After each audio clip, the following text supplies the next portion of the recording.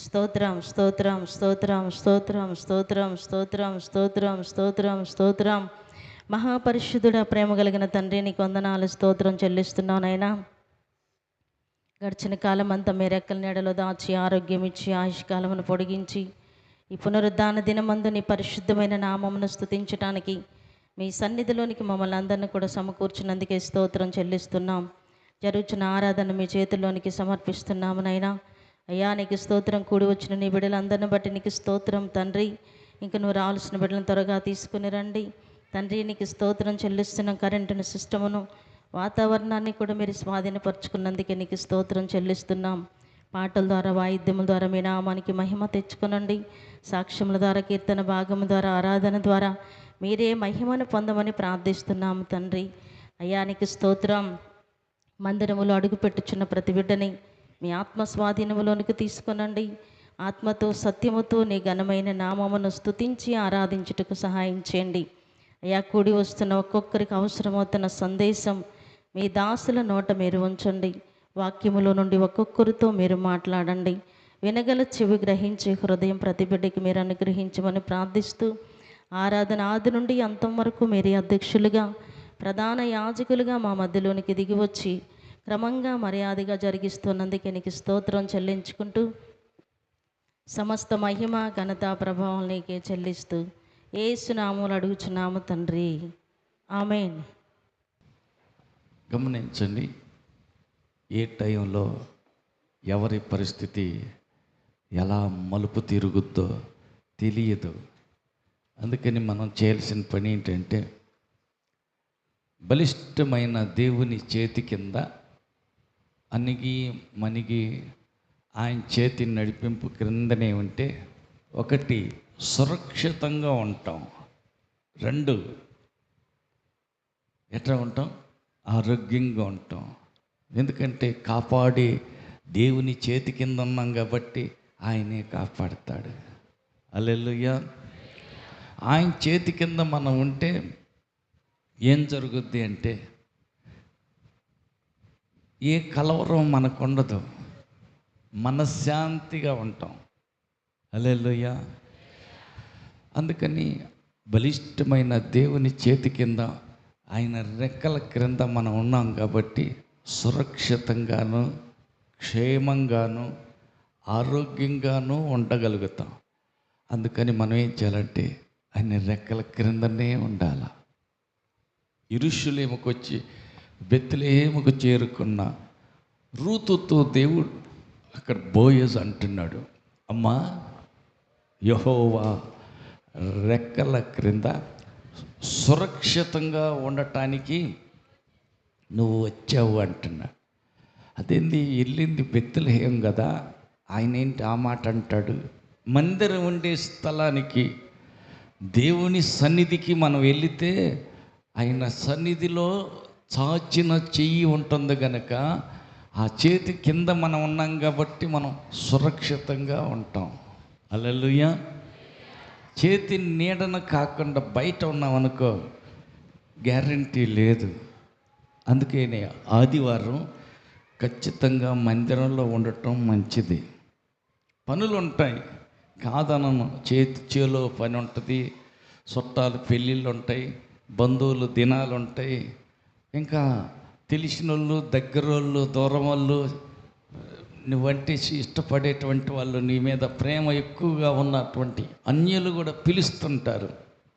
కొన్ని ప్రోగ్రాలకి రమ్మని పిలుస్తూ ఉంటారు. వాళ్ళ ప్రేమ అట్టుంది. అది ఎప్పుడు పిలుస్తారంటే ఆదివారం ప్రార్థనకి వెళ్ళే టయానికి రమ్మని పిలుస్తారు. దేవుని మీద నీకు ప్రేమ ఎక్కువగా ఉందా, మందిరం మీద, లేక చుట్టాల మీద, వాళ్ళ మీద ప్రేమ ఎక్కువ ఉందా, పరీక్ష కోసం అప్పుడే ప్రోగ్రాం పెడతారు. ఆదివారమే కుదిరింది ఆ లగ్గం, అందుకని ఆదివారం పెట్టుకున్నాం. మరి ఏం చేస్తావు, ఒక ఆదివారం ఎగ్గొడితే దేవుడు ఏమన్నాడు, లే వచ్చి ప్రార్థన లేదు, ఈసారి వారం పోదు అంటారు. కానీ మనం చేయవలసినది ఏంటంటే, దేవుని సన్నిధి పోగొట్టుకోకూడదు. ఆయన రెక్కల నీడలో నుంచి మనం ఎల్పటికి వెళ్ళిపోతే గ్యారంటీ లేదు. పక్క వాళ్ళతో చెప్పండి, దొడ్డిలో ఉన్న గొర్రెకి గ్యారంటీ ఉంటుందా? దొడ్డి విడిచిపెట్టి బయట బజార్లో అటు ఇటు సరదాగా తిరుగుతున్న గొర్రెకి గ్యారంటీ ఉంటుందా? ఏది క్షేమంగా ఉంటుంది? హల్లెలూయా. పక్క వాళ్ళకి మళ్ళీ చెప్పండి. ఆదివారం మందిరం వదిలిపెట్టి లక్షల వ్యాపారం వచ్చినా సరే బయట తిరుగుతున్నావంటే నీకు గ్యారంటీ ఉండదు, నీకు కాపుదల ఉండదు. ఏ నిమిషం ఏమైద్దో ఎవరూ చెప్పలేం. అందుకని ఆదివారం ఏం చేయాలి? ఆయన రెక్కల నీడన సమయాన్ని గడపాల. హల్లెలూయా. ఇదంతా ఎందుకు చెప్తున్నానంటే, మొన్న వారం బాగానే ఉంది. నిన్నటి రోజు అర్జెంటుగా నాకు ఒక ఫోన్ వచ్చింది. ఏంటి అని అంటే, వల్లపల్లి కూటం అయిపోయింది, తిమోతోళ్ళ ఇంటి దగ్గర ప్రార్థన ముగించుకుని ఇంటికి వచ్చి పండుకోవటానికి సిద్ధమవుతుంటే ఫోన్ వచ్చింది. ఏంటా అని చూస్తే, అప్పారావుకు బాగలేదు, అర్జెంటుగా గుండె ఆపరేషన్ చేయాలన్నారు, ఆపరేషన్ థియేటర్లకు తీసుకెళ్తున్నారన్న, ప్రార్థన చేయి. అదేంది, మొన్న కూడా బాగానే ఉన్నాడుగా? బాగానే ఉన్నాడు. బాగుండటం బాగులేకపోవటం ఎంతసేపు? అర్జెంటుగా గుండె ఆపరేషన్ జరిగింది. మరి వస్తామయ్యా చూసి వస్తామంటే అన్న 2 రోజుల దాకా ఐసీలోనే ఉంచాలన్నారు. ఎవరిని వెళ్ళనట్లేదు. రూమ్లోకి షిఫ్ట్ చేశాక వద్దురు గల్లే, అప్పటిదాకా ఇంటికాడే ఉండి ప్రార్థన చేయండి అన్నారు. అయ్యయ్యో. హల్లెలూయా. బయట ప్రపంచం భయంకరంగా ఉంది. ఎక్కడ చూసినా యుద్ధం, వరదలు, మరణాలు, అపాయాలు, దుర్వార్తలు చెవుకుని పడతానే ఉన్నాయి. మరి ఎట్ట చేయాలా? రోజులు బాగలేవు కాబట్టి, పరిస్థితులు బాగలేవు కాబట్టి మనం అక్కడ ఇప్పుడు కొన్ని ప్రమాద హెచ్చరికలు చెబుతూ ఉంటారు. ఏమని? మెరుపులు ఉరుములతో కూడిన వర్షం వస్తుంది, మీ ప్రాంతానికి పిడుగుపడే అవకాశం ఉంది కాబట్టి ఏదన్నా గట్టి ఇళ్ళల్లోకి వెళ్ళండి, చెట్లు కింద నిలబడమాకండి, పిడుగులు పడే ఛాన్స్ ఉంది అని చెప్పి చెబుతూ ఉంటుంటారు. ఎందుకంటే ఈ వాతావరణం శాఖ వాళ్ళు చేసే పని ఏంటంటే హెచ్చరిక చేస్తుంది. ఈ హెచ్చరిక విని మనం సురక్షితమైన స్థలానికి చేరుకుంటే క్షేమంగా ఉంటాం. అట్ట కాకుండా ఏమైద్దిలేనని పెడద్రంగా మనం ఏ చెట్టు కిందనో లేక పొలాన్ని ఎక్కడో ఉంటే అది పిల్లమంటది, పిడుగు పడిపోద్ది, చనిపోవటం జరుగుతుంది. ఒకరోజు నేను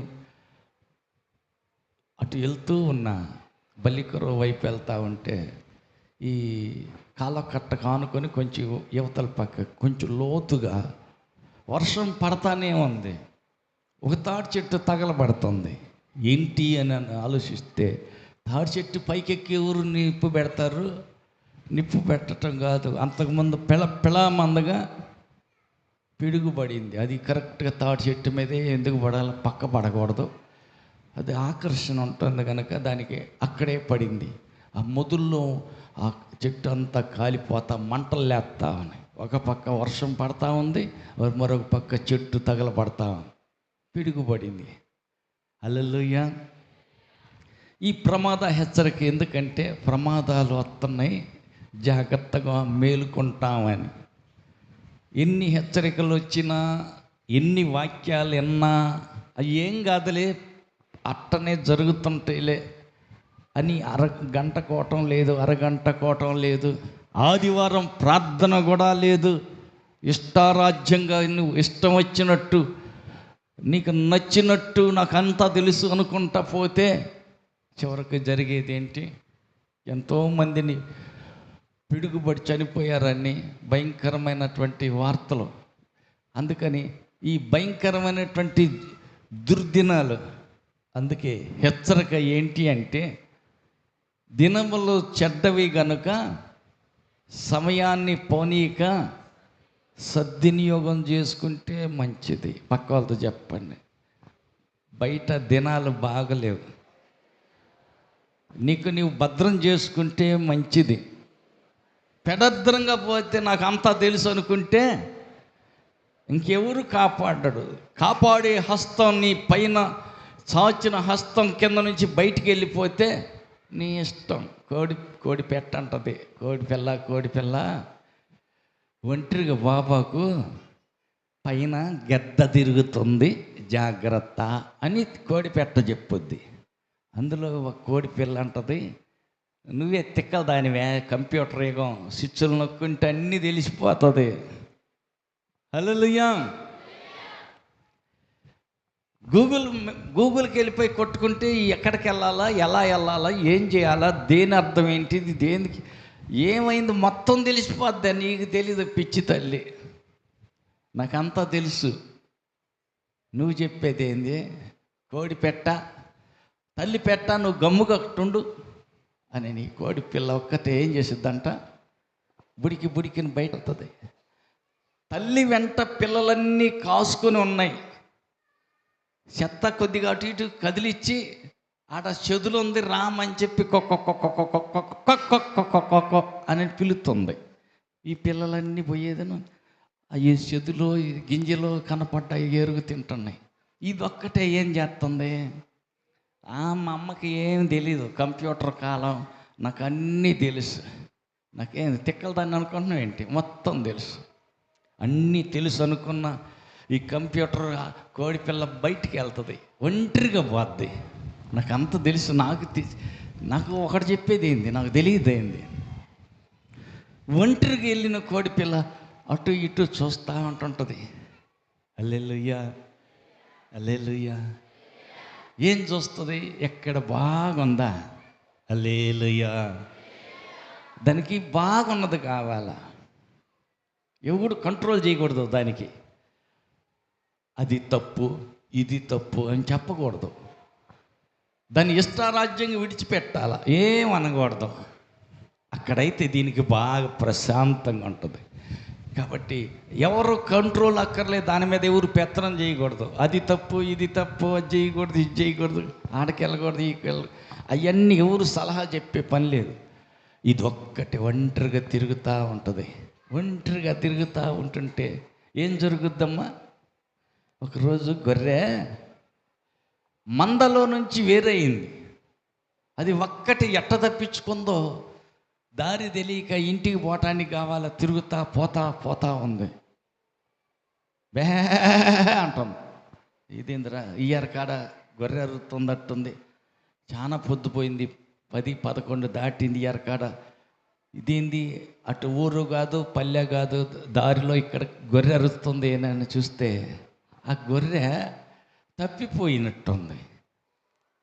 మా కారు దాటేసారు, ఒక మోటార్ సైకిల్ బుర్రును పోయాడు.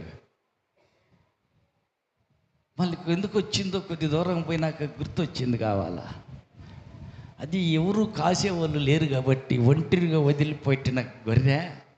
ఎట్టగా సారాయి తాగాం కదా, తాగిన మనకి నంజుకోవటానికి ఇది కొద్దిగా పనికి వస్తుందిరా, ఆగు అని చెప్పి మేము చూస్తూనే ఉన్నాం, వింటూనే ఉన్నాం.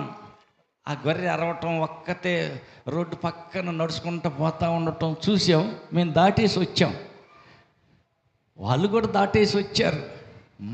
గొర్రెని దాటారు, మా కారుని దాటారు. వాళ్ళంత దూరం పోయి ఇద్దరు మాట్లాడుకొని ఆగారు. ఏంది ఇక్కడ ఆగారు ఇల్లు అని చూస్తే ఆగిన ఇల్లు మళ్ళీ బండి వెనక్కి తిప్పారు.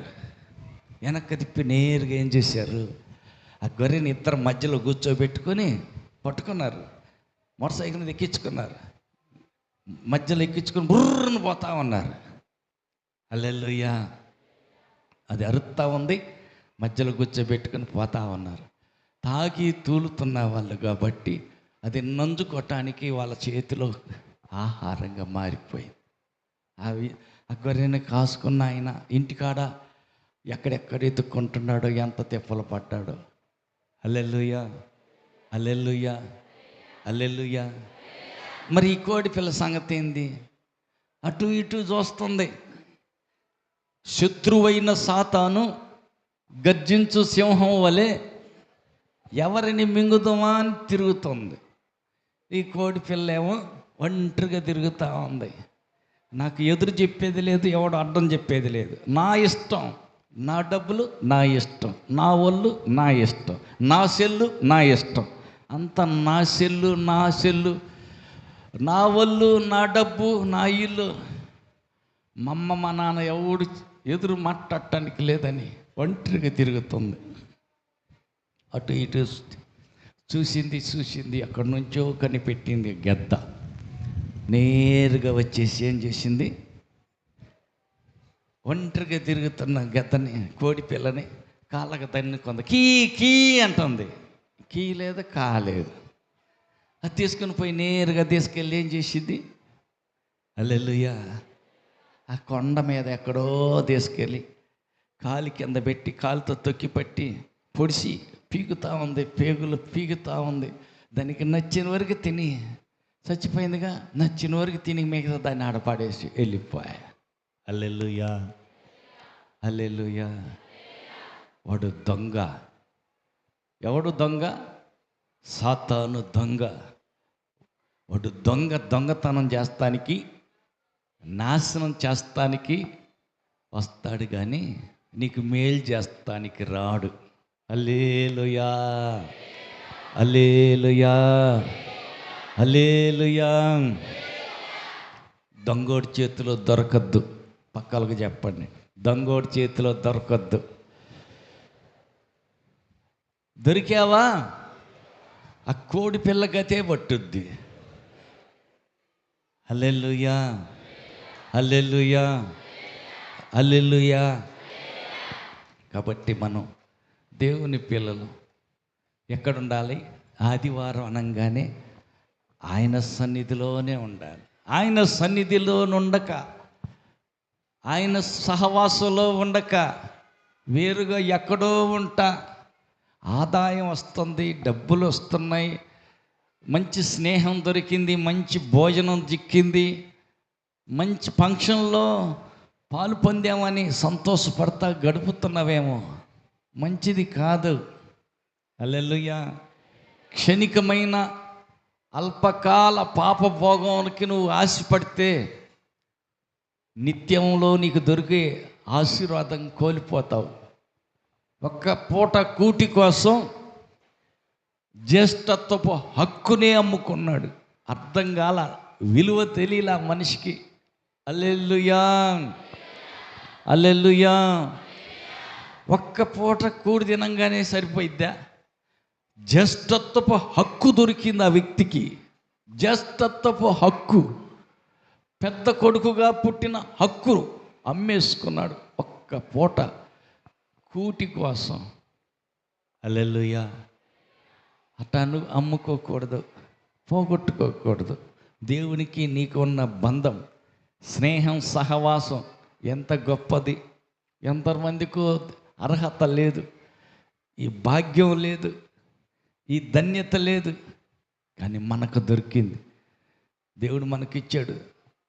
మనం ఈ ధన్యత దొరికిన మనం ధన్యులు. ఈ ధన్యత లేని వారు దౌర్భాగ్యులు. మనం దేవుని సన్నిధిలో చేరి అబ్బా తండ్రి అని పిలుస్తున్నాం. ఒక రోజున మన తండ్రి మనల్ని పరలోకాన్ని తీసుకెళ్ళి ఆయన ఒడిలో కూర్చోబెడతాడు. ఆయనతో సంతోషంగా గడుపుతాం. ఆమేన్. మరి మిగతా వాళ్ళకి సృష్టికర్తని నానా అని పిలిచే ధన్యత వాళ్ళకి లేదు, మనకు దొరికింది. పక్కన వాళ్ళతో చెప్పండి, దేవుని బిడ్డగా నానా అని పిలిచి హక్కు, అధికారం నీకు చిక్కింది. నీవు ధన్యుడివి, నీవు ధన్యురాలివి. ఆ ధన్యతను పోగొట్టుకోబాకు. హల్లెలూయా, హల్లెలూయా. తప్పిపోయిన కొడుకు తిరిగి వచ్చి అంటున్నాడు, నానా తండ్రి అని నేను పిలుచుకోవటానికి అర్హత లేదు, పోగొట్టుకున్నా, తప్పు చేసా, దూరం అయిపోయా. నీ కొడుకు అనిపించుకోవటానికి నాకు లేదు, ఆ భాగ్యం పోయింది. కనీసం కూలివానిగానైనా నన్ను చేర్చుకోవా, కూలివానిగానైనా చేర్చుకోవా అని అడుగుతున్నాడు.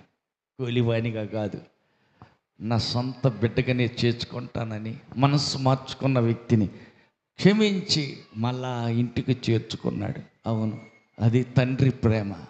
మనం ఆరాధించే, మనం నమ్ముకున్న ఆ దేవుని ప్రేమ అంత గొప్పది. మనకు దేవుడిచ్చాడు కుమారుడుగా, కుమార్తెగా. నానా అని పిలవగానే, ఎందుకు కొడుక, ఏం కావాలి, ఏం కూతురా, ఏం చేయమంటావు అని సమీపంగా వచ్చి శార తీసుకుని అడిగే ఆ ధన్యకరమైనటువంటి భాగ్యం, ఆ గొప్ప దేవుని యొక్క సన్నిధి చేరే అవకాశం మనకు దొరికింది. ఈ ధన్యతను పోగొట్టుకోబాకండి. హల్లెలూయా, హల్లెలూయా. పాపం చేసినప్పుడే ఈ ధన్యత పోతుంది, దౌర్భాగ్యులం అయిపోతాం. పాపం చేయగాకండి, దేవుని సన్నిధి దూరం కామాకండి. ఎందుకంటే బయట పరిస్థితి ఎట్లా ఉంది?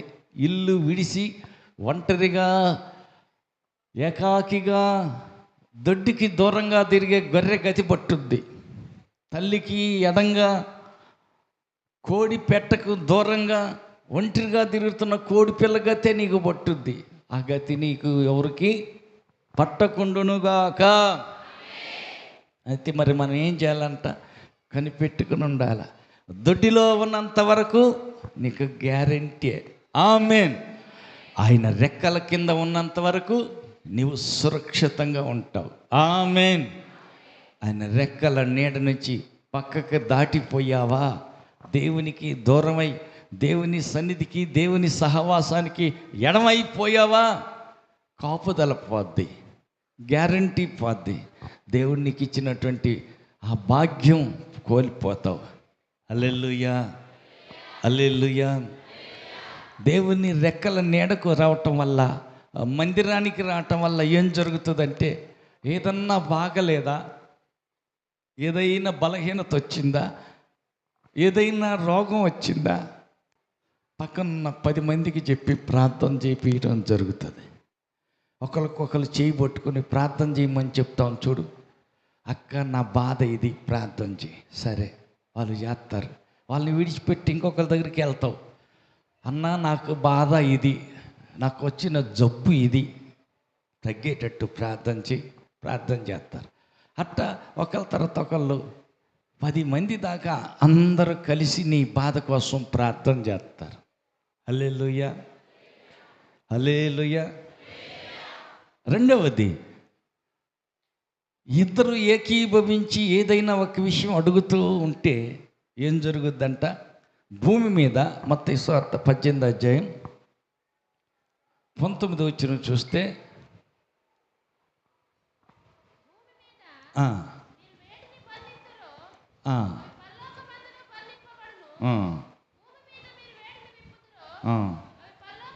విప్పబడునని మీతో నిశ్చయముగా చెప్పుచున్నాను. మరియు మీలో ఇద్దరు తాము వేడుకొని దేని గూర్చి అయినను భూమి మీద ఏకీభవించిన యెడల అది పరలోకమందున్న నా తండ్రి వలన వారికి దొరుకునని మీతో చెప్పుచున్నాను. ఆమేన్. భూమి మీద ఇద్దరు వ్యక్తులు దేని గురించి అయినా ఏకీభవించి అడిగినట్లయితే అది పరలోకంలో ఉన్న తండ్రి వల్ల దొరుకుతుంది. హల్లెలూయా. ఒంటరిగా కూర్చొని అడిగితే దొరకదా? దొరుకుతుంది, కానీ ఏకీభవించి అడుగుతున్నారుగా. హల్లెలూయా. కింద మాట చదువుతాం. ఇద్దరు వ్యక్తులు కానీ ఏలయనగా ఇద్దరు లేదా ముగ్గురు నా నామం పేరట ఎక్కడైతే కూడి ఉంటారో అక్కడ నేను వారి మధ్య ఉందునని చెప్పెను. అక్కడ నేను వారి మధ్య ఉందును. హల్లెలూయా. ఇద్దరు ముగ్గురు కూడుకున్నారు కాబట్టి అక్కడ ఎవరు ఉంటారు? యేసయ్య కూడా ఉంటాడు. హల్లెలూయా. మీరిద్దరే కాదు కూడి ప్రార్థన చేస్తుంది, మూడవ వాడుగా యేసు ప్రభు కూడా మధ్యలోకి వస్తున్నాడు. హల్లెలూయా. వింటాడా? ఎందుకు వినడు? ఇద్దరు కలిసి అడుగుతున్నప్పుడు ఆయన ఏకీభవిస్తున్నాడు. ఆమేన్. ప్రార్థన చేసి అడిగేది ఏదో అడిగి ఆమేన్ అని అంటే యేసు ప్రభు కూడా ఏమంటాడు? ఆమేన్ అంటాడుగా. అని చేస్తాడా చేయడా? అడుగుతుంది ఏదో, మీకు కావలసింది ఏందో, మీ అవసరం ఏదో ఇస్తాడా ఈడా? ఖచ్చితంగా ఖచ్చితంగా ఇస్తాడు. అట కాదులే, ఆదివారం ప్రార్థన కొట్టి చేలో పనికెళ్ళి చేలో పని చేసుకుంటే ఏమొస్తాయి? డబ్బులు వస్తాయి. కానీ దేవుని సన్నిధి దూరం అయిపోతాయి. దేవుడు ఎడమైపోతాడు. దేవుని బిడ్డల సహవాసం, ఐక్యత దూరం అయిపోతుంది. మరి ఎవరు దగ్గర అవుతారు? చేలో ఒక 7,000 8,000 డబ్బులు ఇస్తామన్నారు. వాళ్ళు అర్జెంట్ అవసరం పిలిచారు. 7,000 ఇస్తాం, మా చేలో ఇవాళ శనగ నాటాలా, ఇంకేం నాటాలా, మొక్కజొన్న నాటాలా, ఏదో చేలో పని ఉందని పిలిచారు. ఒక 7,000 వస్తాయి. ప్రార్థనకి వెళ్తేనేమో 7,000 రావు. హల్లెలూయా. ఇప్పుడు ఎవరు చిల్లర తేటలేదులే, కానీ సందాకి అంతకుముందు రూపాయ, ₹10 బిల్లలు, పావలా బిల్లలు కూడా వేసేవాళ్ళు. హల్లెలూయా. ఛార్జీకి ఖర్చు అయిద్దా? ఒక ₹100 పెట్రోల్ బండికి అనుకో, ఒక ₹100 పెట్రోల్కి పోద్ది. సందాకని చిల్లర మార్చి చెట్టు ఒక ₹10 తీసుకొచ్చి వేస్తారు. హల్లెలూయా, హల్లెలూయా. ₹110. మళ్ళీ భార్యకి మళ్ళీ 10 ఇవ్వాలిగా.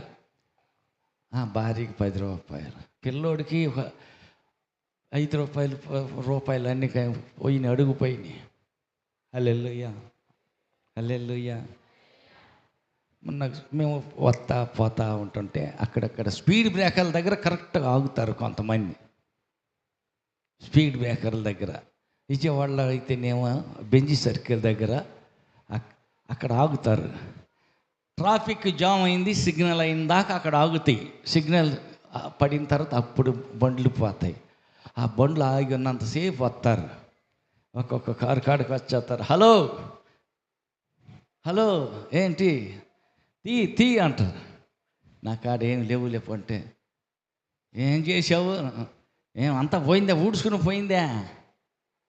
మరి నాయన ఏం వీళ్ళు మనిషి మాటలు ఏం రెట్టున్నాయని చెప్పేసి వాడెవడో ఒక ₹5 తవిడి తీసి ₹5 ఇస్తే వాడు ముఖాన్ని వేసి కొట్టి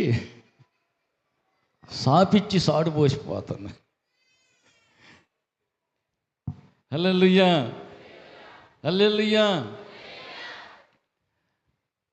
అడుక్కునే వాళ్ళు కూడా ₹5 తీసుకోకపోతుంటే మరి దేవుడికి ₹5 వేస్తున్నారంటే, అక్కడక్కడ ₹10 చినిగిపోయిన ₹10 నోటు సంద వేస్తున్నారంటే వీళ్ళ దృష్టికి ఏంటంటే దేవుడు అంత చీప్ అన్నమాట. హల్లెలూయా. వాస్తవానికి దేవునికంట నీ రాబడి అంతటిలో, నీ ఆస్తి అంతటిలో భాగం, రాబడి అంతటిలేమో 10వ భాగం, నీ ఆస్తి అంతటిలో భాగం ఇచ్చి దేవుణ్ణి గణపరచాలంట. ఇప్పుడు ఈయన లెక్క ఏంటంటే, కూతురికి ₹10, ఆడవాళ్ళకి ₹10, ఈయనకి ₹10, పెట్రోల్కి ₹100, ₹130 పోతాయి, ఖర్చు అవుతాయి. పనికి పోతే 7,000 ఇస్తామన్నారు. హల్లెలూయా. ₹130 మనయే జేబులో అయ్యే ఖర్చు అయిపోతాయి. పనికి పోతే 7,000 వస్తాయి.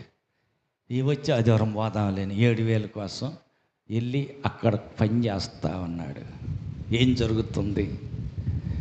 ₹120, ₹130 మిగిలిని, ఒకటి 7,000 డబ్బులు వచ్చినాయి, 2 మొత్తం కలిపి చాలా వచ్చినాయి. ఇలా చాలా డబ్బులు వచ్చినాయి. కానీ ఏం దూరం అయిపోయింది? దేవుని రెక్కల నీడ నుంచి ఎడమైపోవటం జరిగింది. దేవుడు దూరం అయిపోయాడా? దేవుని పిల్లల సహవాసం దూరం అయిపోయిందా? దేవుని కాపుదల దూరం అయిపోయిందా? డబ్బులైతే వచ్చినట్టు కనపడుతున్నాయి, కానీ అప్పటికప్పుడుకి దేవుని భద్రత పోయింది, దేవుడిచ్చే గ్యారంటీ పోయింది. ఇప్పుడు దేవునికి దూరం అయిపోయాడు. యెహోవాను విడిచి మనుషులను తనకు ఆధారంగా చేసుకునేవాడు శాపగ్రస్తుడు అవుతాడు. ఇప్పుడు ఆ వ్యక్తి ఆశీర్వాదం పొందిన వ్యక్తి, శపించబడ్డ మనిషి. ఆదివారం ప్రార్థన మానేసి డబ్బులతోనే పనికి వెళ్ళిన వ్యక్తి శాపగ్రస్తుడా, ఆశీర్వాదింపబడిన వ్యక్తి? ఖచ్చితంగా శాపగ్రస్తుడైపోతాడు. శిక్షించబడిన డబ్బులేగా వచ్చిన 7,000 కానుకేయకుండా బిగబట్టాడు. హల్లెలూయా, హల్లెలూయా. కానుకేస్తే దానికి వచ్చే ప్రతిఫలం వేరుగా ఉంటుంది. హల్లెలూయా. నా నామపేట వచ్చిన వారికి గిన్నెడు సన్నీళ్ళు ఇచ్చేవాడు ప్రతిఫలాన్ని పోగొట్టుకోడు. అంటే ఖచ్చితంగా ప్రతిఫలం ఉంటుంది. మరి 10 రూపాయలు సందా వేసాడుగా, దానికి ప్రతిఫలం ఉంటుంది. హల్లెలూయా.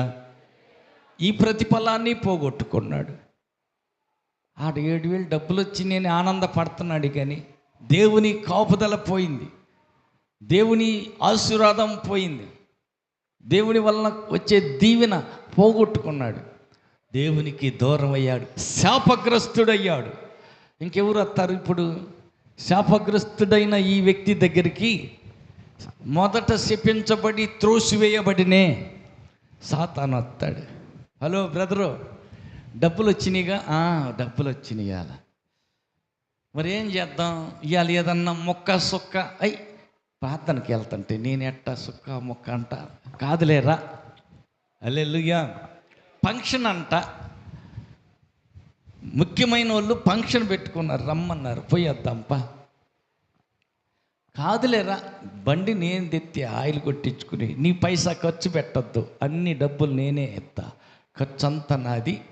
కాకపోతే అక్కడ కక్కిన దాన్ని ఒకప్పుడు నువ్వు కక్కేసావుగా, యేసయ్య నమ్ముకున్నా, ఛీ ఇది పెంట, ఛీ ఇది కంపు అని కక్కేసావే, ఆ కక్కింది ఇప్పుడు తినాలా.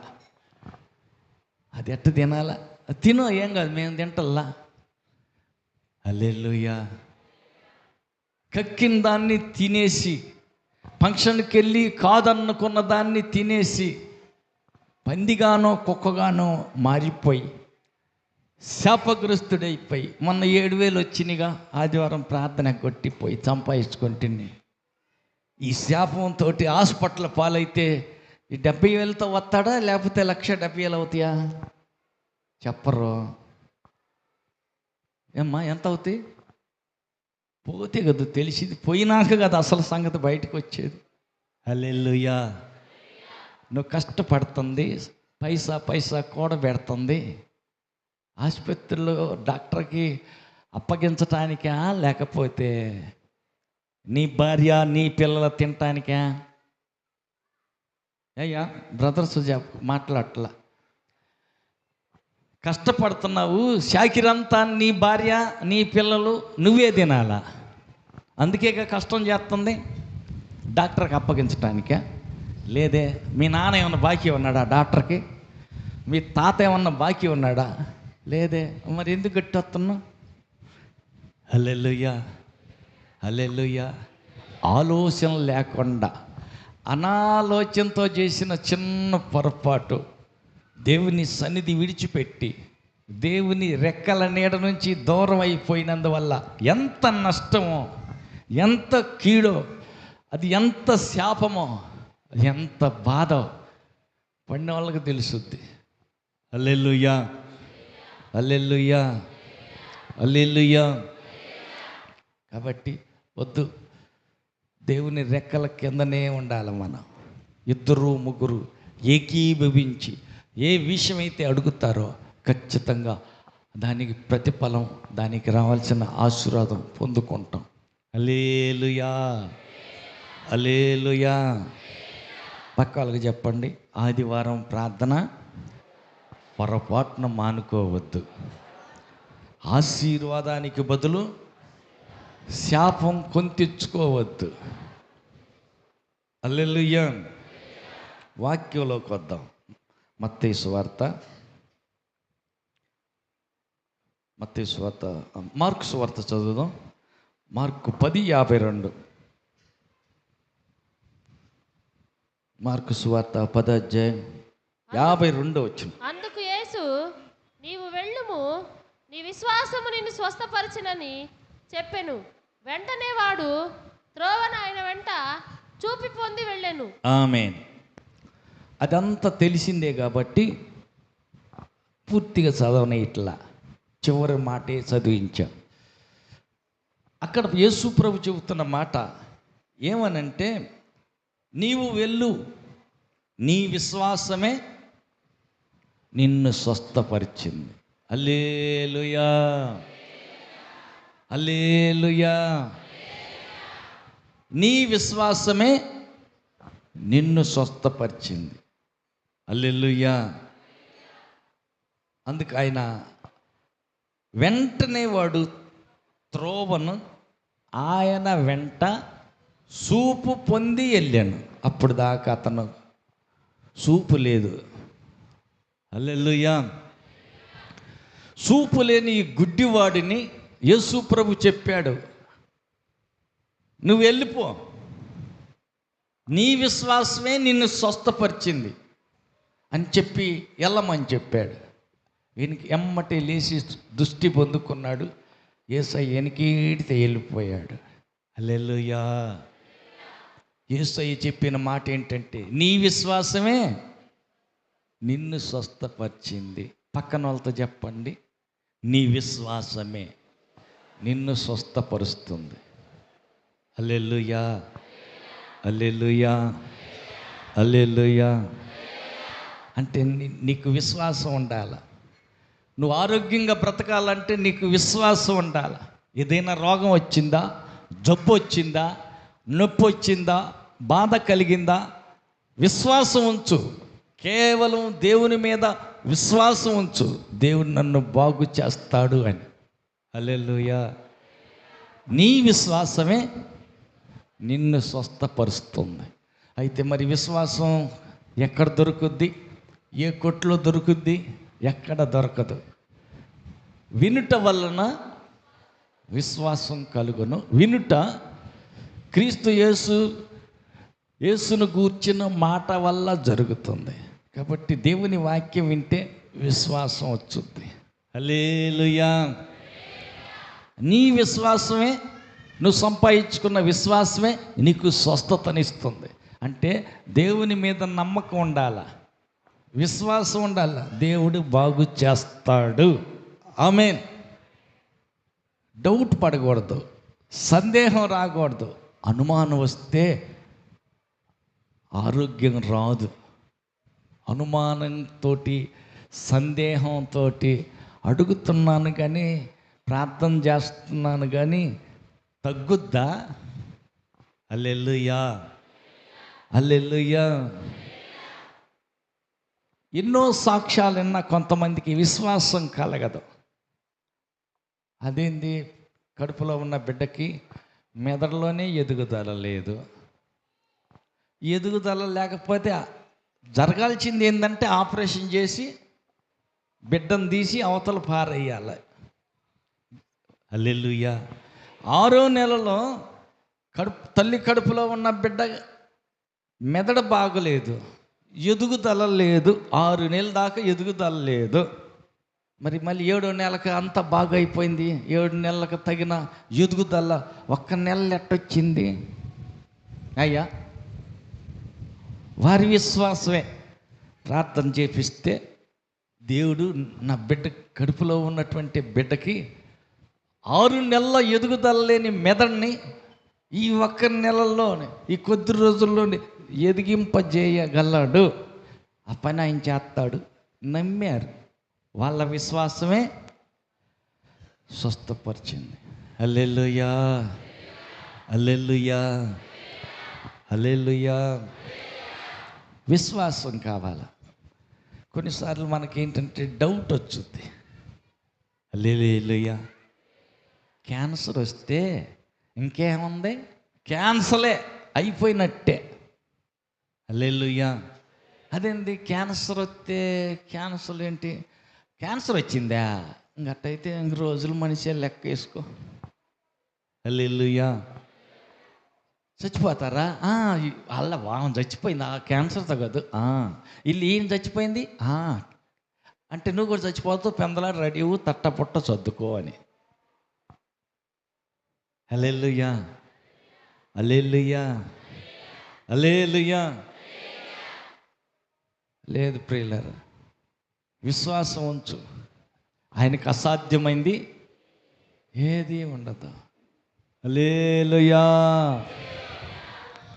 క్యాన్సర్ వచ్చి అందరు క్యాన్సర్ చచ్చిపోద్దంటే ఇంకా బతికిన వాళ్ళు మన మధ్యలో ఇంకా కొంతమంది ఉన్నారు. ఇంకా టైం చాలదు కాబట్టి వాళ్ళందరి చేత సాక్ష్యాలు చెప్పి తాగొచ్చుంటే టైం సరిపోతుంది. హల్లెలూయా, హల్లెలూయా. ₹10 బిల్ల లేదు. ఇందాక పాట విన్నారుగా, ఏం పాట? మంచి సమరయుడిగా. హల్లెలూయా, హల్లెలూయా. ఆమె బతికి ఉన్నది అని అంటే డాక్టర్లకు మైండ్ పోతుంది. అదేంది? అమ్మ ప్రాంతంతో బతికిన డాక్టర్లు, రక్షణ పొంది యేసుని నమ్ముకున్న పెద్ద డాక్టర్లు, కేసీఆర్కి దగ్గర సన్నిహిత బంధం. ఇద్దరు వీళ్ళ ఇంటికి ఆయన పోయి వాళ్ళ ఇంటికి ఈయన వచ్చి ఇద్దరు కలిసిమెలిసి భోజనం చేస్తారు. ఏదన్నా రాజకీయంలో వాళ్ళకి ఆ పదవి ఇద్దాం, వీళ్ళకి ఈ పదవి ఇద్దామని చర్చించితే ఈ డాక్టర్ తోటే ఆయన మాట్లాడేది. తర్వాత అందరిని పిలిచి అప్పుడు మీటింగ్ పెట్టి సంగతి చెబుతాడు. కేసీఆర్ గారికి అంత సన్నిహితుడైన వ్యక్తి అమ్మగారి ప్రార్థన ద్వారానే రక్షణ పొందాడు. అమ్మగారి వాక్యము ప్రార్థనతో మార్పు చెందిన ఆ డాక్టర్ గారు ఫోన్ చేస్తాడు అప్పుడప్పుడు. అమ్మగారు బాగున్నారా? బాగానే ఉన్నానయ్యా. తింటున్నారా? బాగానే తింటున్నానయ్యా. అమ్మగారు మీ కిడ్నీ బాగున్నాయా? నాకే, నేను బాగానే ఉన్నానయ్యా. ఆయనకి మైండ్ పోతాం. నీ లివర్ బాగుందా? బాగానే ఉందయ్యా. నీ గుండెకాయ? నా గుండెకాయకేం బాగా భద్రంగానే ఉందయ్యా. హల్లెలూయా. అమ్మగారు నాకు మైండ్ పోతుంది అమ్మగారు. ఇన్ని సంవత్సరాల క్రితం క్యాన్సర్ వచ్చిన వ్యక్తి కంట్రోల్లో పెట్టుకుని అన్ని మందులు ఒక్కొక్క మెడిసిన్ జాగ్రత్తగా పొదుపుగా వాడుకున్నా ఏదో ఒక అవయవం పాడైపోద్ది. ఈ పాటికి ఇంత టైం, ఇన్ని సంవత్సరాలు గడిచింది కాబట్టి మిగతా వాళ్ళైతే వాళ్ళు మందులు వాడుకుంటున్నారు కనుక మందులు వాడిన కారణంగా కొంత ఉపశాంతితోటి ఒకేసారి అన్నీ కాకుండా అప్పుడొకటి పోతే లివర్ లేదా కిడ్నీ లేదా గుండెకాయ ఏదో ఒకటి పాడైపోద్ది అమ్మగారు. వాళ్ళకి అయినా కానీ నాలో కష్టం అమ్మగారు. నువ్వు మందు కూడా వాడట్లేదంటే పెందలాడే మొత్తం 3 పోతాయి అమ్మగారు. నీకు కిడ్నీ బాగుంది అంటున్నావు, లివరు బాగుంది అంటున్నావు, గుండెకాయ బాగుంది అంటున్నావు. నాకేమయ్యా, నేను బాగున్నాను యేసయ్య మహాదైవాల. హల్లెలూయా, హల్లెలూయా. ప్రతిరోజు ఆమెకున్న ఆరోగ్య పరిస్థితిని బట్టి ప్రతిరోజు బతికినంతకాలం మందులు వాడాల. ఒక్క ట్యాబ్లెట్ వాటి వాసన కూడా చూడటల్లా. అమ్మగారు దేవుని మహాదయ వల్ల బాగానే ఉన్నారు. ఇందాక గొంతు తిన్నారు కదా, ఎట్టుంది? ఏడ్చింది, నీరసంగా పాడిందా? నీరసంగా కాదు, లాస్ట్లో కళ్ళ నీళ్ళు పెట్టింది. హల్లెలూయా. ఏ మాట కాడమ్మా? ఒక పదం వాడిన దగ్గర ఏడ్చింది. ఎక్కడ? ఏ పదం కాడ? ఎనలా, మీరు సరిగా ఎనలా అట్టయితే. ఏ మాట కాడ? ఒక పదం కాడ ఎవరు దృష్టి పెట్టలా ఏమ్మా? హల్లెలూయా, హల్లెలూయా. గుర్తొచ్చింది ఎవరికన్నా? ఆ మాట వచ్చేసరికి టక్కన కళ్ళ నీళ్ళు పెట్టింది, ఏడ్చింది. ఎక్కడ?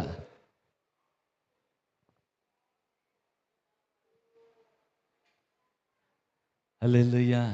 గట్టిగా చప్పట్లు కొట్టండి.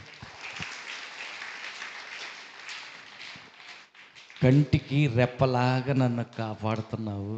నువ్వు కాపాడబట్టి నేను ఇంకా బతికే ఉన్నాను, లేకపోతే ఎప్పుడో పోయేదాన్ని. హల్లెలూయా. వైద్యానికి మందులకి అతీతంగా అమ్మ సజీవంగా బ్రతికే ఉందంటే కేవలం దేవుని కృప, ఆయన దయ, ఆయన కనికరం. చేతులెత్తి ఒకసారి అమ్మగారిని కాపాడుతున్న దేవునికి స్తోత్రం చేద్దామా? హల్లెలూయా, హల్లెలూయా, హల్లెలూయా.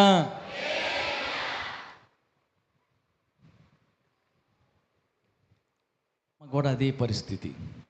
మరి ఆమె కూడా బ్రతకొచ్చుగా? ఆలోచన రావచ్చు. కరెక్టే, బ్రతకొచ్చు, బ్రతికించగలడు. కానీ ఆ బ్రతికుంటే నేను ఇక్కడికి రాను, ఏడ ఆఫీసులో ఉద్యోగం చేస్తూ ఉంటా. హల్లెలూయా. అది మంచిదే, ఇది మంచిది అంటావా? అందుకది మర్యాదగా ఈయన మాట ఎండ అట్ట కాదులేని చెప్పి అమ్మని తీసి ఒళ్ళో పెట్టుకొని మీ అమ్మ నా దగ్గర ఉందలే, నువ్వు లేకు సేవ చేయని చెప్పేసి.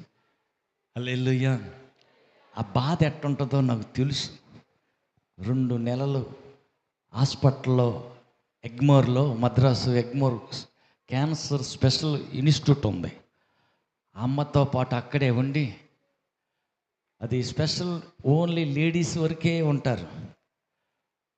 కావాల్సింది ఆమెకి ఇవ్వటం, ఎదర పోర్టుకో కిందనే అక్కడే లుంగి సగం కప్పుకునేది, సగం కింద పరుచుకుని అక్కడే పడుకొని 2 నెలలు అమ్మ బట్టలన్నీ తీసుకెళ్ళి పక్కన సచిన్ కాలేజ్ ఇది ఉతుక్కుని అన్ని పిండి ఆరేసుకొని అవి ఆరిన దాకా ఆ పక్కన ఆ వరండాలో పండుకొని అవన్నీ మళ్ళీ మడత పెట్టుకొని పొద్దున్న 9-10 వెళ్ళిపోయి అక్కడే ఉండి 3-4 అయినాక బట్టలు ఆరినాక మళ్ళీ తీసుకొచ్చేసి ఇచ్చేసి బయటనే తిని బయటనే అక్కడే ఉండేవాడిని 2 నెలలు.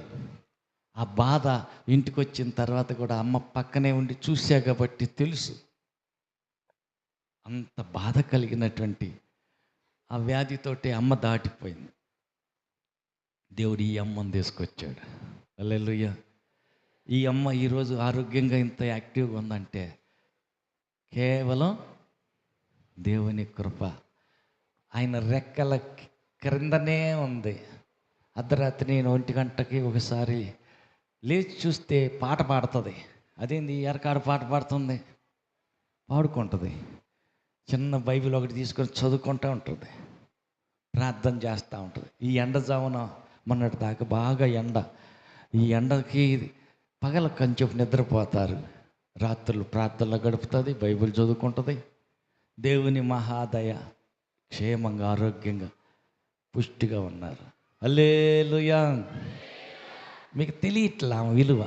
అప్పుడప్పుడు వెళ్ళి పలకరించి కాసేపు కూర్చొని ఆమె అనుభవాల్లో నుంచి కొన్ని మాటలేనండి. మీకు కబుర్లు, ఈ లోకంలో కబుర్లు, సోది కబుర్లు చెప్పదు.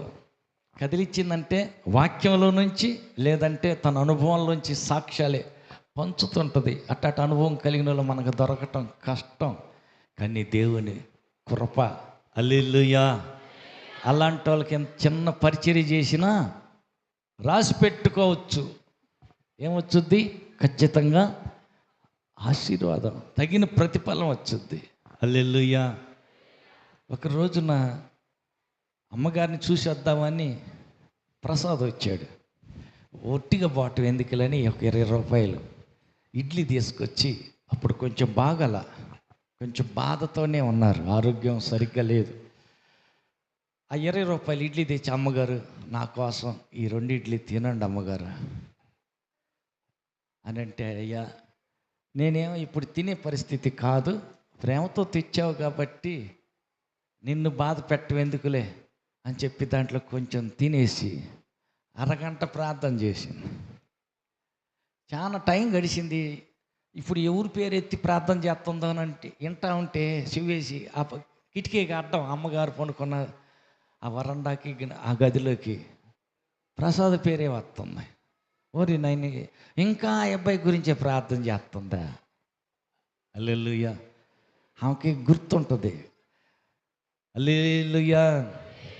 హల్లెలూయా. దేవుని సేవకులకు గుర్తుంటుంది. వచ్చినప్పుడల్లా అన్నం పెడుతుంది, తింటున్నాం, వెళ్ళిపోతున్నాం, బాగానే ఉంది. అట్ట కాకుండా ఏకంగా భర్తతో మాట్లాడి పైన గది కట్టింది, కమ్మని భోజనం పెట్టింది, మంచం వేసింది, దీపస్తంభం పెట్టింది, బల్ల పెట్టింది, అన్నీ ఏర్పాటు చేసింది. దేవుని పేరట మనం వచ్చామని ఎంత గౌరవించి, ఎంత సన్మానం చేసి, ఈ రీతిగా ఆతిథ్యం ఇచ్చిన ఈ ఇంటిలో తిన్నాం కదా, ఒట్టిగా వెళ్ళిపోవటం బాగాలేదు. హల్లెలూయా. ఏం కావాలి అడుగు, దేనికోసం ప్రార్థన చేయమంటుందో ఆమెను అడుగు అంటే, శిష్యుడు అంటున్నాడు, అయ్యగారు ఇంతకాలంగా మనం వస్తున్నాం కానీ పిల్లలు లేరట్టుగా ఉంది, ఎవరు కనపడ్డట్లేదు. సరే అవును పిలిచి ప్రార్థన చేసి, ముందు నాటికి మీదటికి మేము వస్తాం, నీ దగ్గర ఒక పిల్లోడు ఉంటాడు, పుట్టాడా లేదా, ఆశీర్వదించి వెళ్ళాడు. యేసు ప్రభు చెప్పింది కూడా అదే కదా, ఇంటింటికి ఏం తిరగమాకండి, ఆ ఊర్లో వెళ్ళినప్పుడు యోగ్యుడు ఎవరో గమనించండి, యోగ్యులైన వాళ్ళ ఇంటికి వెళ్ళి ఆడ కూర్చోండి, వాళ్ళు మీ ముందు పెట్టింది ఏదో తినండి. హల్లెలూయా. అది కావాలి ఇది కావాలని వాళ్ళని ఏం ఇబ్బంది పెట్టమాకండి, వాళ్ళు మీ ముందు పెట్టింది ఏదో తినండి. తిని ఏం చేస్తారు, ఆ ఇంట్లో రోగులు ఎవరైనా ఉంటే స్వస్థపరచాల, అదే కదా మాట ఉంది. హల్లెలూయా. ఆ ఇంట్లో ఎవరైనా రోగులు ఉంటే ఏం చేయాలంట, తిని ఊరకపోవటం కాదు, ఆ ఇంట్లో రోగులు ఉంటే స్వస్థపరచండి. కాబట్టి ప్రభు పేరట దేవుడికి ఇస్తున్నామన్న ఉద్దేశంతో ఒక గింజ బియ్యం తెచ్చినా, 1 రూపాయి డబ్బులు తెచ్చినా, మందిరంలో ఏదైనా ఒక వస్తువు తెచ్చినా, ఇది మేము దేవునికి ఇస్తున్నాం, దేవుని దగ్గర నుండి ప్రతిఫలం వచ్చుద్ది, దేవుడు మమ్మల్ని ఆశీర్వదిస్తాడు అన్న ఉద్దేశంతో దేవుని పిల్లలు తేటం జరుగుతుంది. ఉదాహరణకి నిన్న క్షణాల క్రితం వచ్చారు మన మధ్యకి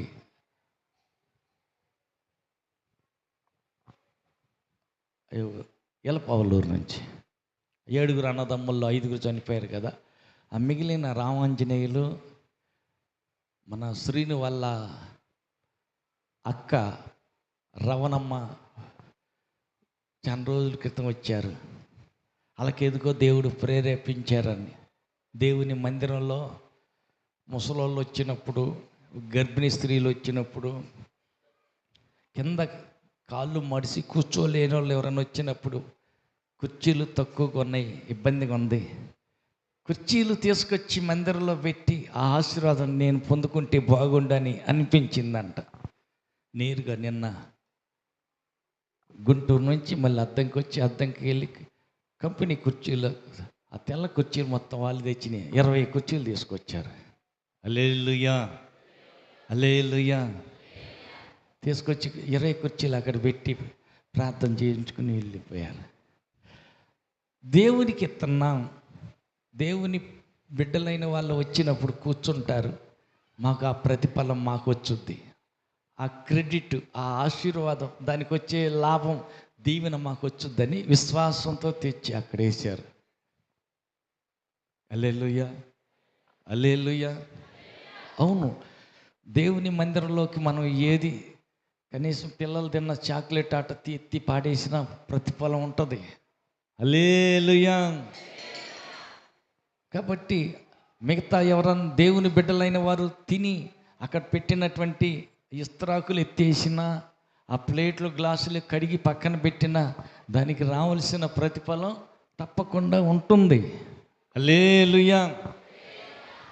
ఏదైనా ఇప్పటికి మందిరం కట్టడం అయింది, బాత్రూమ్లు కట్టడం అయింది, ఇల్లు కట్టడం అయింది.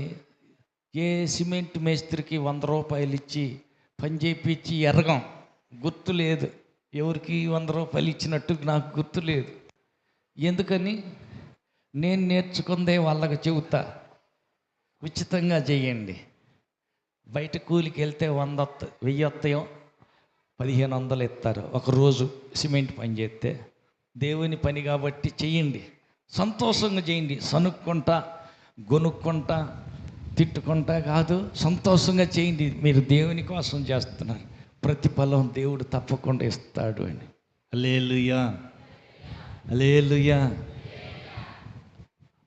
దేవుని పని ఉచితంగా కష్టపడి చేసి అందరూ ఆశీర్వదించబడిన వాళ్ళే కానీ దరిద్రులైన వాళ్ళు ఎవరూ లేరు. హల్లెలూయా. ఒక ఉదాహరణకి, పాపం కొంతకాలం మన సుబ్బారావు వచ్చాడు కారు డ్రైవింగ్కి, దేవుడు ఆశీర్వదించాడు. ఎన్ని ఆటంకాలున్నా ఆటంకాలకు కొట్టివేసి దేవుడు ఇప్పుడు సొంత కారు ఇచ్చాడు. సొంత కారు తిప్పుకుంటా, కిరాయి తిప్పుకుంటా, కుటుంబాన్ని నడుపుకుంటా ఉన్నాడు. మంచిదయ్యా, దేవుడు తగిన ప్రతిఫలం ఇచ్చాడు, మంచిది, దాన్ని వాడుకుని జాగ్రత్తగా కొనసాగు అనేది. హల్లెలూయా. ప్రియులారా, ఆ రీతిగా ఒక్కొక్కటి చెప్పుకుంటూ పోతే చాలా సాక్ష్యాలు ఉన్నాయి. ఈ కథ కాదు, నేను కల్లారా చూసింది, నేను స్వయంగా అనుభవించినవి.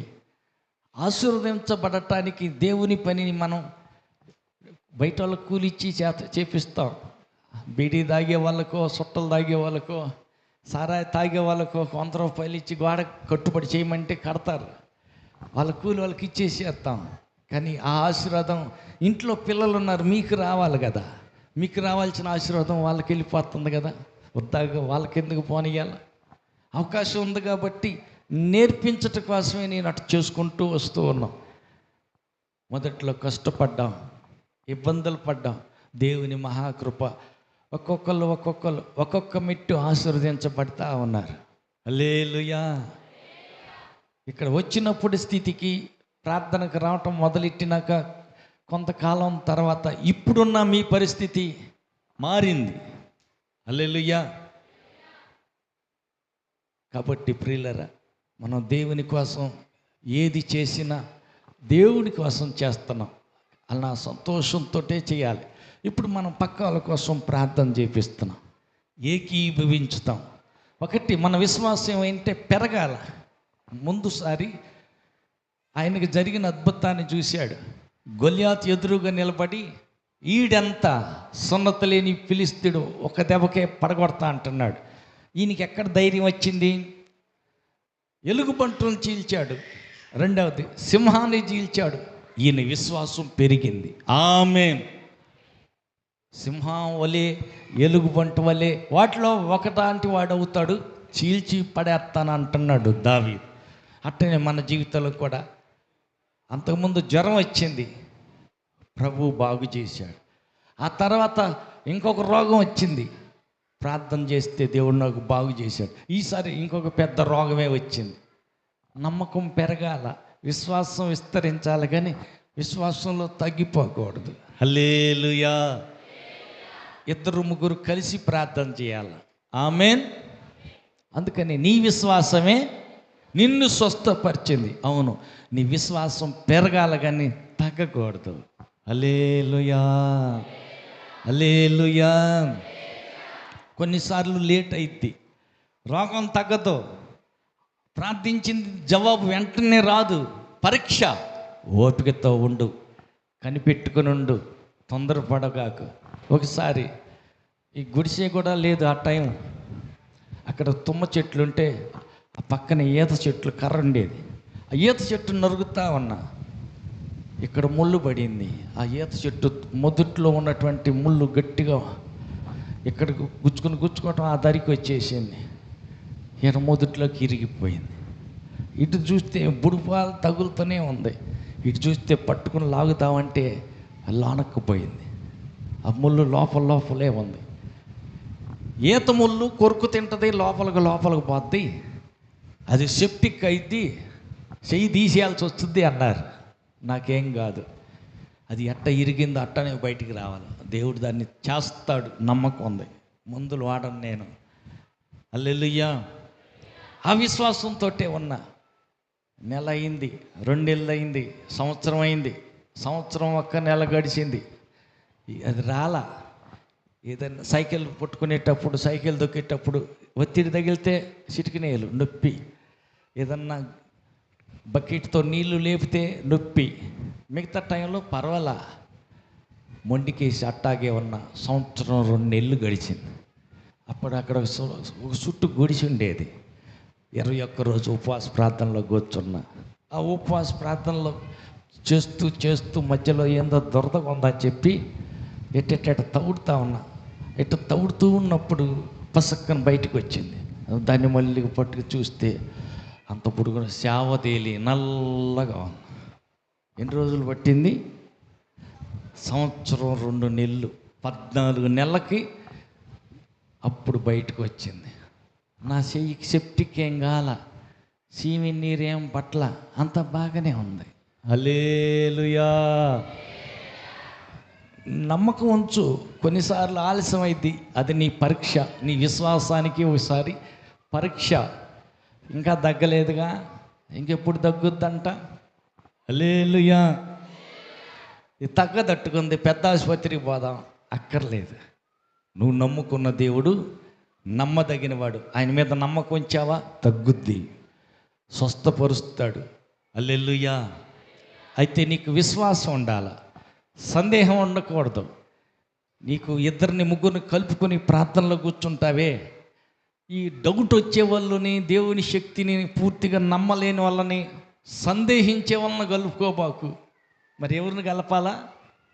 కలిసి ఎవరితోటన్నా కలిసి ఏకీభవించి ప్రార్థన చేద్దాం అనుకున్నప్పుడు దేవుని శక్తిని పూర్తిగా ఎవరైతే నమ్ముతారో వాళ్ళను కలుపుకో, వాళ్ళతో కలిసి ప్రార్థన చేయి. షడ్రక్, మెషక్, అబేద్నగో వాళ్ళ ముగ్గురిని కలుపుకున్నాడు, కానీ దానియేలు వేరే వాళ్ళని ఎవరిని కలుపుకోవాలా?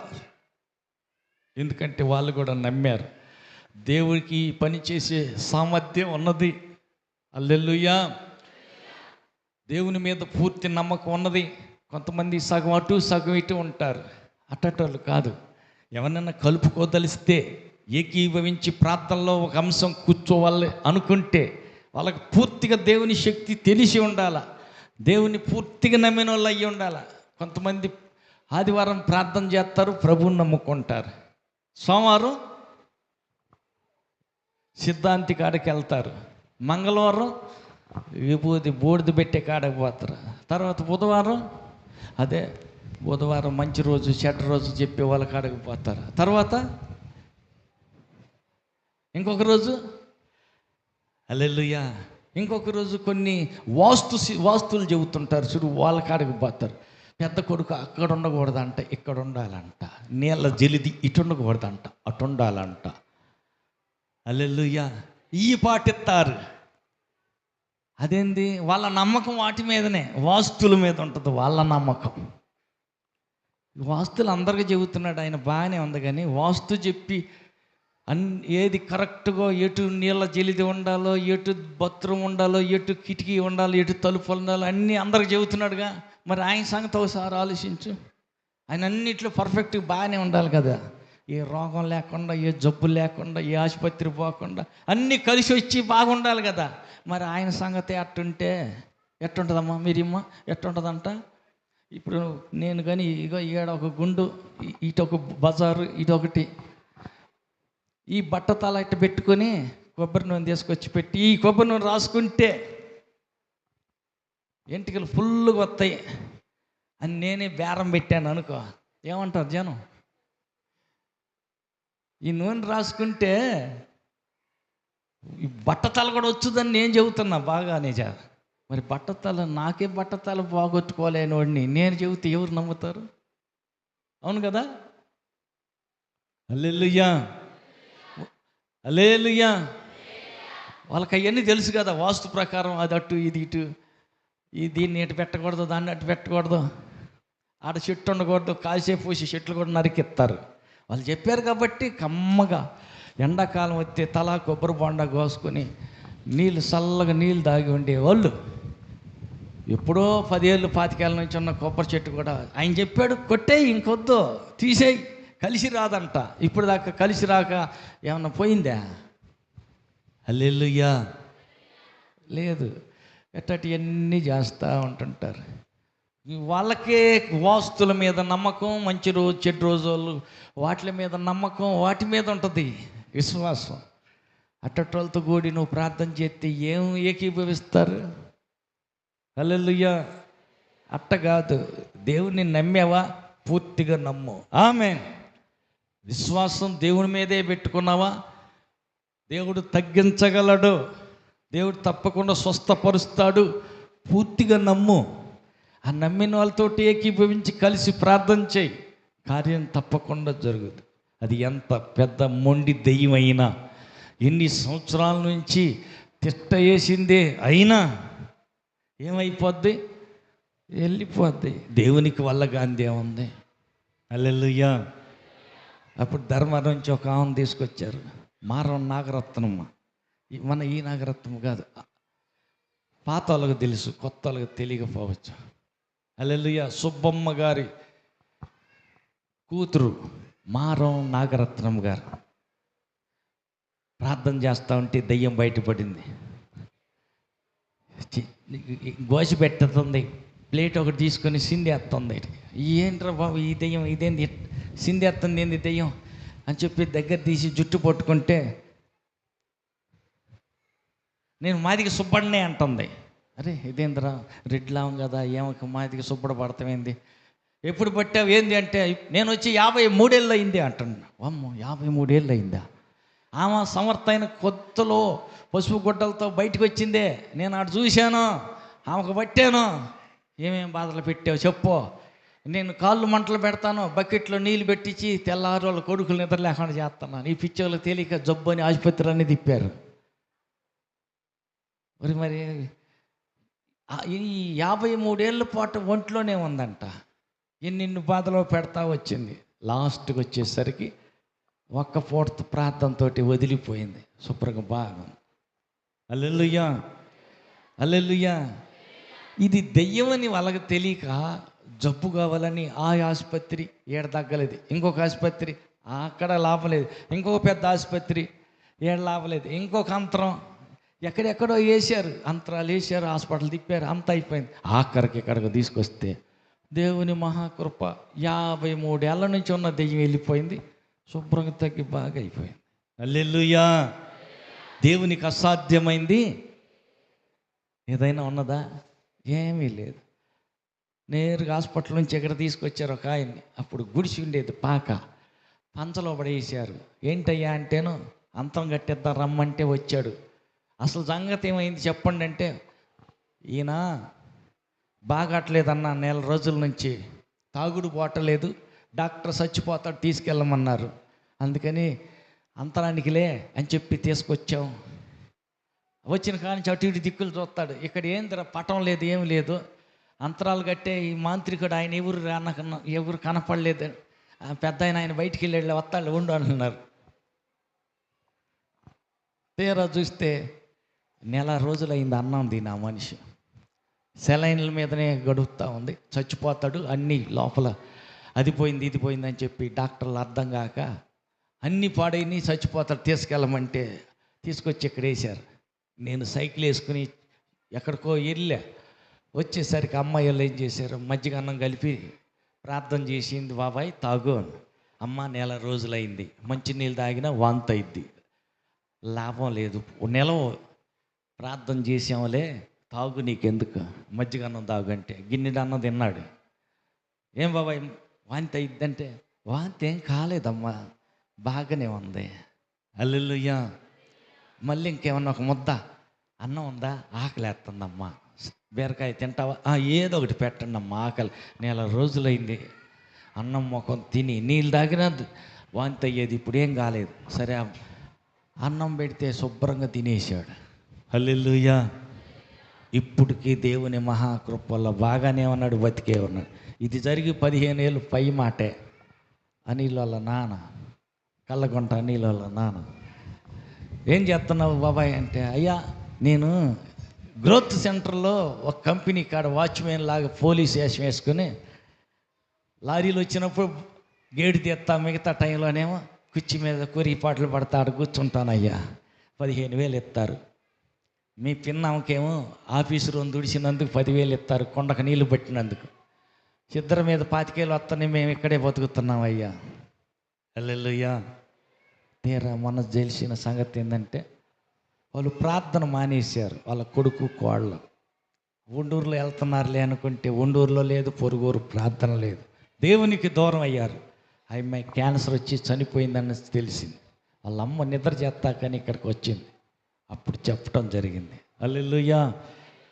ప్రియులరా, దేవునికి అసాధ్యమైంది ఏదీ లేదు.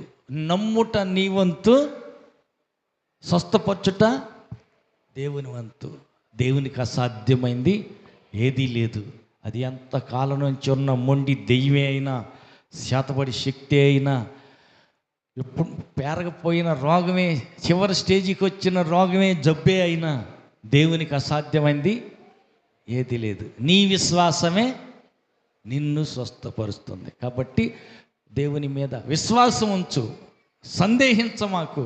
కొన్నిసార్లు ఆలస్యం అవ్వచ్చు, అంత మాత్రం కంగారు పడమాకు, డౌట్ పడమాకు. దేవుడికి చేతగాదేమో, దేవుడికి అంత శక్తి లేదేమో, డౌట్ రావచ్చు. ఎందుకంటే అక్కడక్కడ యూట్యూబ్లో కూడా వదులుతున్నారు, అక్కడక్కడ కొంతమంది సేవకులు బయలుదేరారు. ఏం సేవకులు? ఒకప్పుడు అద్భుతాలు జరిగాయి, ఇప్పుడు జరగటం లేదు. ఎవరు చెప్పింది? హల్లెలూయా. వాళ్ళకే నమ్మకం లేదు. దేవుని శక్తి ఏమన్నా తగ్గిందా? లేదు.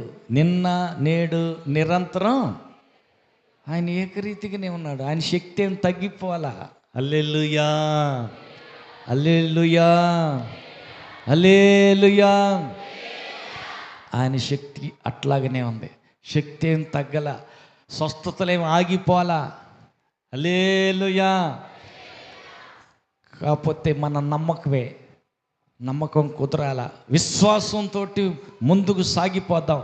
దేవుని శక్తిని పూర్తిగా నమ్ముదాం.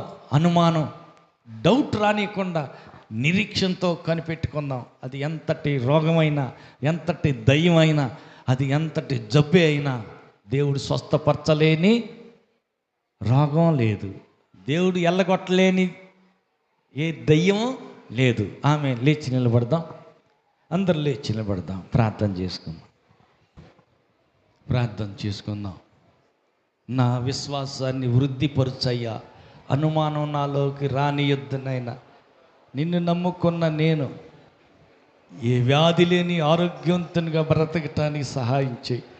ఏ వ్యాధి నాలో ఉండకూడదు, ఏ దయ్యం నన్ను ముట్టకూడదు. దహించు అగ్ని వంటి దేవా, ఎవరో సమీపించరాని తేజస్సులో ఉండే దేవా, నీవు నాలోనే ఉండవు, నీవు నాతోనే ఉన్నావు. నాలో ఉన్నందుకు స్తోత్రం. నాలో నీవు ఉన్నంత వరకు ఏ వ్యాధి నా మీద ఏలుబడి చేస్తానికి హక్కు లేదు, ఏ రోగం నాలో ఉండటానికి వీలు లేదు, ఏ దయ్యం నన్ను ముట్టడానికి అవకాశం లేదు. ప్రార్థన చేద్దాం, ప్రార్థన చెయ్యి. నాలోనే ఉండండి యేసయ్య. విరోధంగా ఎక్కడైనా తప్పు చేసి ఉంటే క్షమించండి, పరిశుద్ధపరచమని అడుగుదాం. దయాళుడైన తండ్రి, నీకు వందనాలు. నీ బిడ్డలందరిని బట్టి నీ కృపా సింహాసనం ఎదుటికి వస్తున్నా. ఇంతవరకు అనేకుల కొరకు ప్రార్థించిన నీ బిడ్డల ప్రార్థన మనవి విన్నందుకు నీకు స్తోత్రాలు. ఒక్కొక్కరి కొరకు మీ కృపా సింహాసనం ఎదుటికి వస్తున్నాం. బిడ్డలకొక్కరిని తాకండి. బిడ్డలకున్న ప్రతి బలహీనత, ఏ వ్యాధి బిడ్డల ఒంటి మీద ఏలుబడి చేస్తానికి అధికారం లేదు. ప్రతి అనారోగ్యం యేసు నామములో విడిచిపోమ్మని ఆజ్ఞాపిస్తున్నాం. ప్రతి రోగం యేసు నామములో తొలగిపోమ్మని ఆజ్ఞాపిస్తున్నాం. ప్రతి శాపం యేసు నామములో కొట్టివేయబడునుగాక. నీ బిడ్డలకు విరోధంగా ఉచ్చరించబడు ప్రతి మంత్ర ప్రయోగం యేసు నామములో నిర్వీర్యమైపోవునుగాక. ప్రతి విధమైన సాతాను తంత్ర కుయుక్తులన్నీ యేసు నామములో లైవ్ అయిపోవునుగాక. నీ బిడ్డలకు రావలసిన ప్రతి ఆశీర్వాదం విడుదలగునుగాక. గర్భిణీ స్త్రీలకు సుఖమైన కాన్పు కలుగునుగాక. మోయబడిన ప్రతి గర్భం, సంతానాలు లేని వారి గర్భాలు యేసు నామములో తెరవబడునుగాక. కాలేజీల సీట్ల కోసం ఎదురు చూస్తున్న బిడ్డలకు సకాలానికి వారు కాలేజీలో చేరి చక్కగా చదువుకోవటానికి ద్వారాలు తెరవబడునుగాక. ప్రభు, చదువు అయిపోయి ఉద్యోగాల కోసం ఎదురు చూస్తున్న బిడ్డలందరికీ ఉద్యోగాలకై ద్వారాలు తెరవబడునుగాక. వారు పంట పొలాల్లో బిడ్డలంతా దీవించబడుదురుగాక. పాడి పశువులో బిడ్డల ఆశీర్వాదం పొందుదురుగాక. రెక్కల కష్టార్జితంలో వ్యాపారాల్లో వర్ధిల్లుదురుగాక. వారి వస్తు వాహనాలు యేసు రక్తంలో ముద్రించబడునుగాక. ప్రతి ప్రమాదాలు, యాక్సిడెంట్ల నుంచి బిడ్డలు కాపాడబడుదురుగాక. వారి రాకపోకల్లో దేవదూత వారికి తోడయ్యుండి కాపాడునుగాక. ప్రభు, ఇంతవరకు నీ సన్నిధిలో నిలిచిన నీ బిడ్డల చేతిలో నూనె యేసు రక్తంగా మార్చబడునుగాక. ఏ వ్యాధికి, ఏ బాధకి ఎవరికి వాడినా జయము కలుగునుగాక. ప్రభు, పేరు పేరు చొప్పున ప్రతి ఒక్కరి మీ చేతులకు అప్పగిస్తున్నాం. ఆశీర్వదించండి. కృపగల మీ హస్తపు చోట బిడ్డలందరినీ దాచి భద్రపరచమని, మహిమగల రెండవ రాకడికై బిడ్డలందరినీ సిద్ధపరిచి ఘనత, మహిమ, ప్రభువులు మీరు పొందమని ఆశీర్వదించమని మహిమతో మధ్యాకాశానికి రానయ్యన్న మా ప్రభు రక్షకుడైన యేసు నామములో ప్రార్థించి వేడుకుంటున్నాము తండ్రి. ఆమేన్. మన ప్రభు యేసు క్రీస్తు కృపయు, తండ్రి అయిన దేవుని ప్రేమయు, పరిశుద్ధాత్మని యొక్క అన్యోన్య సహవాసము కూడి వచ్చిన మనకు సర్వలోక పరిశుద్ధులందరికీ సదాకాలం తోడుగుండి నడిపించునుగాక. ఆమేన్. హల్లెలూయా, హల్లెలూయా, హల్లెలూయా. ఆమేన్.